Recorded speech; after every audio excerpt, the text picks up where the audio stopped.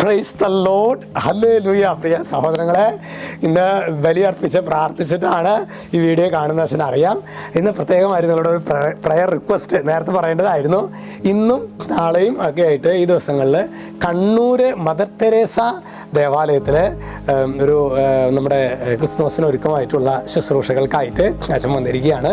നിങ്ങളുടെ പ്രാർത്ഥനയിൽ പ്രത്യേകം ഓർക്കുമല്ലോ. ഹല്ലേലൂയ. ഇന്ന് നമ്മൾ ധ്യാനിക്കുന്നത് തെസ്സലോനിയർക്ക് എഴുതിയ 2-ാം ലേഖനം 3:3. നമുക്ക് പഠിക്കാൻ എളുപ്പമുണ്ട്.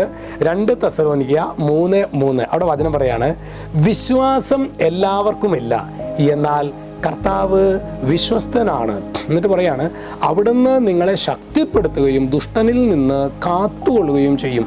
അപ്പോൾ ചില ഈ ദിവസങ്ങളിലൊക്കെ പലരും ഈ ഷെയറിങ്ങിൻ്റെ ഇടയിൽ പറയാറുള്ള കാര്യമാണ്, ഞങ്ങൾ എന്ത് കേട്ടും രക്ഷപ്പെടണില്ല വെച്ചാൽ പിശാച് ഞങ്ങളുടെ കുടുംബത്തെ ടാർഗറ്റ് ചെയ്തതുപോലെ ഞങ്ങൾ നശിപ്പിച്ച് കളയാണ്. എല്ലാ നൂലാമാലകളും ശരിക്കും നൂല് കെട്ടി ഞങ്ങളുടെ വീട്ടിലേക്ക് വരുന്ന പോലെയാണ് അനർത്ഥങ്ങൾ, ദുരന്തങ്ങൾ, പ്രശ്നങ്ങൾ ഞങ്ങളുടെ കുടുംബത്തിലേക്ക് വരുന്നത്. ഞങ്ങൾ പെട്ടുപോയിരിക്കുന്ന ഒരു അവസ്ഥയാണ് വെച്ചാൽ പിശാചിൽ നിന്ന് എങ്ങനെ ഞങ്ങൾക്ക് രക്ഷപ്പെടാൻ പറ്റും? ഒറ്റ കാര്യമുള്ളൂ പ്രിയ സഹോദരങ്ങളെ, കർത്താവായ യേശുവിൽ വിശ്വസിക്കുക.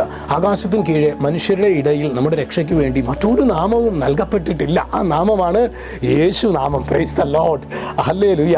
ഈ നാമം നമുക്ക് കിട്ടിക്കഴിഞ്ഞാൽ പ്രിയ സഹോദരങ്ങളെ, ഈ ഒരു നാമവും വ്യക്തിയും ഒന്നായതുകൊണ്ട് തന്നെ ഈ നാമത്തെ വിളിച്ചപേക്ഷിക്കുന്ന സമയം തന്നെ ഒരു എന്തെന്നില്ലാത്തൊരു ആനന്ദം നമ്മുടെ ജീവിതത്തിൽ എത്ര വലിയ പ്രശ്നത്തിൻ്റെ മുകളിൽ നിൽക്കുമ്പോഴും നമ്മൾ ശരിക്കും നമ്മൾ നിരാശരാവുകയില്ല, നമ്മൾ ശൂന്യരാവുകയില്ല. Hallelujah, hallelujah.